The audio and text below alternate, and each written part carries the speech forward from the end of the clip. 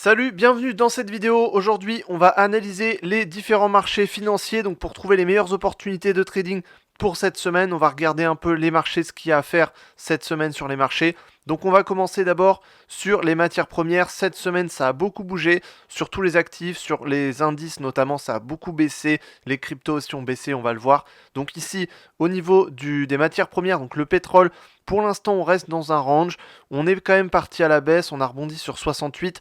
Donc là, on a quand même une direction qui est plutôt baissière. On reste dans le range pour l'instant. Tant qu'on casse pas les 68, ça veut dire qu'à mon avis, on ne partira pas plus à la baisse. Si on casse les 68, on pourrait avoir une accélération à la baisse parce que c'est déjà un niveau qui est assez bas.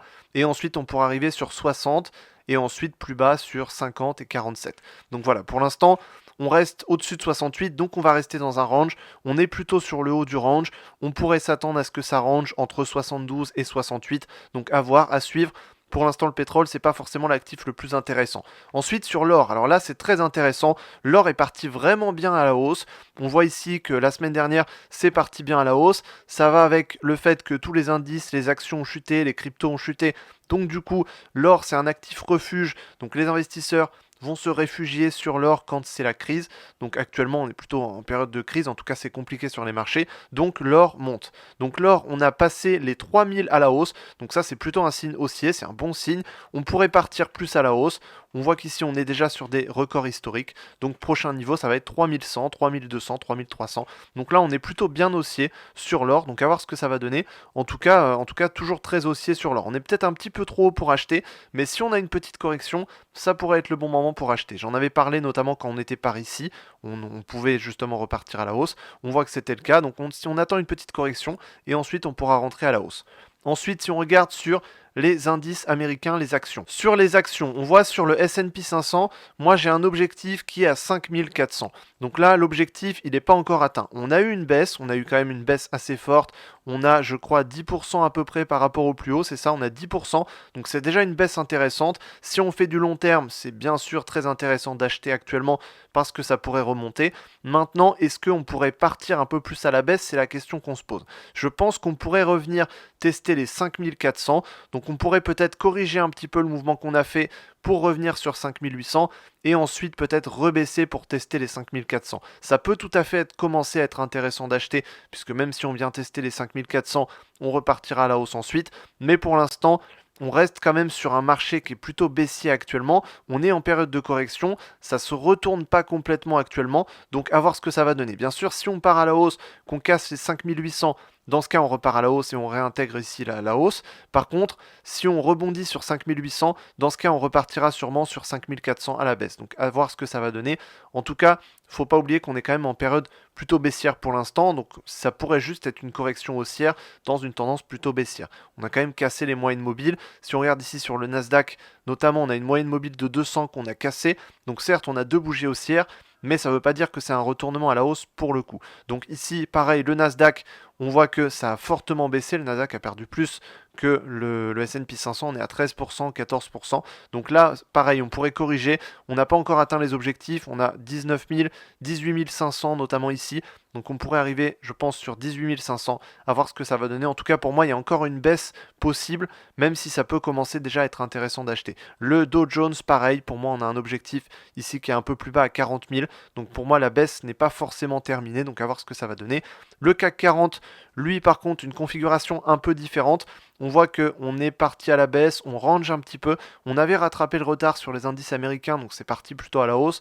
Sur le CAC 40, je verrais plutôt un range entre 7900 et 8300. On pourrait ranger entre ces deux niveaux. On voit ici d'ailleurs, on pourrait le replacer. Ranger entre ces deux niveaux pour peut-être repartir à la hausse par la suite quand on cassera les 8300 à la hausse. Pour l'instant, on pourrait ranger. Ensuite, si on regarde sur les cryptos, sur le Ripple, il ne s'est pas passé grand-chose. On est toujours aux alentours des 2,4.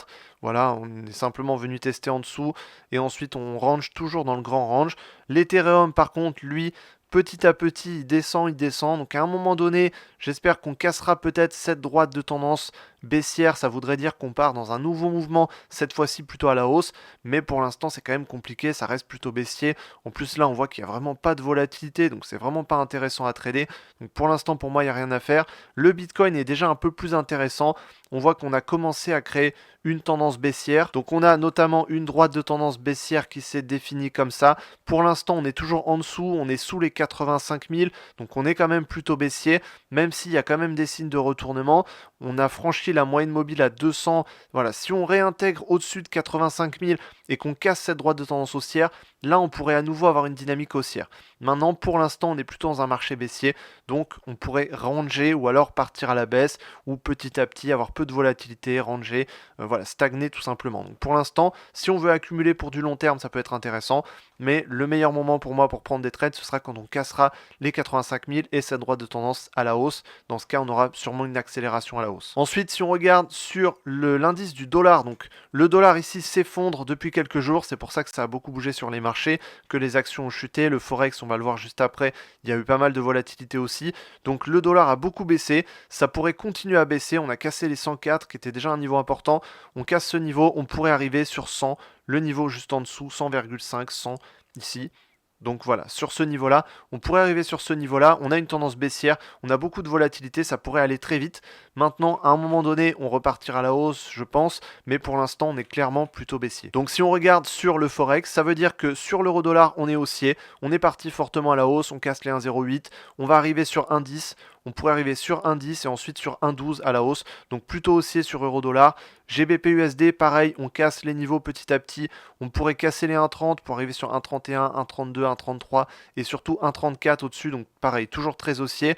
L'USD yen japonais, alors lui un peu différent, on a une tendance baissière, on est en correction de cette tendance, donc là on pourrait revenir à la hausse légèrement sur 150 sur cette droite ici, puis ensuite rebondir pour repartir dans la tendance baissière. Donc toujours une tendance baissière, mais en phase de correction, donc la tendance est un peu différente. USD CHF, ici pareil, on part à la baisse, ça descend sur 0,87, 0,86, donc très baissier. USD CAD, lui ça range, on attend plutôt une baisse qui pourrait arriver. Donc ici ça rebondit sur 1,44, on pourrait arriver sur 1,41, 1,39. On attend une baisse, ça pourrait potentiellement bien baisser, revenir sur les niveaux qu'on a habituellement sur cette paire. Donc en tout cas plutôt baissier ici. Et sur AUD USD, on est plutôt haussier, on voit qu'on a un range, on a une tendance haussière qui commence à se créer, on a de la volatilité. Si on casse les 0,64 à la hausse ici, on pourrait partir à la hausse sur 0,66, 0,67, donc plutôt haussier. Donc selon moi, les meilleures opportunités de trading pour cette semaine, on a l'or qui fait que monter en ce moment, on a cassé les 3000 à la hausse et on pourrait aller sur 3100 et 3200, donc toujours très haussier. Ensuite, on a les actions américaines et tous les indices américains qui ont fortement baissé, on est à moins 10% sur le S&P 500, c'est des niveaux qui sont intéressants si on veut acheter pour faire du long terme, si on est prêt à les garder pendant plusieurs mois, peut-être même plusieurs années. Dans ce cas, ça peut être vraiment intéressant d'acheter à ce niveau-là pour pouvoir viser justement 6100 et plus à la hausse. Donc on a un bon niveau pour acheter. Et ensuite, on a le Bitcoin qui est quand même intéressant également. On a une tendance baissière qui s'est créée, donc ça baisse quand même actuellement, mais on est sur des niveaux qui sont intéressants. Le prix a beaucoup baissé, donc on peut trouver des bons niveaux d'achat actuellement. Et quand on cassera les 85 000 et cette droite de tendance baissière à la hausse, on aura sûrement une accélération à la hausse et peut-être de nouveaux records historiques. Voilà, donc si tu veux en savoir plus sur le trading, pour apprendre des méthodes de trading complètes, pour apprendre justement ma stratégie de trading qui permet de générer des revenus tous les jours grâce au trading. Donc il y a le lien d'une formation complète dans la description, tu peux y accéder. Je t'expliquerai toute ma méthode de trading en détail, c'est gratuit, donc n'hésite pas à aller voir ça. J'espère que je t'ai aidé dans cette vidéo et je te dis à la prochaine dans une autre vidéo. Salut!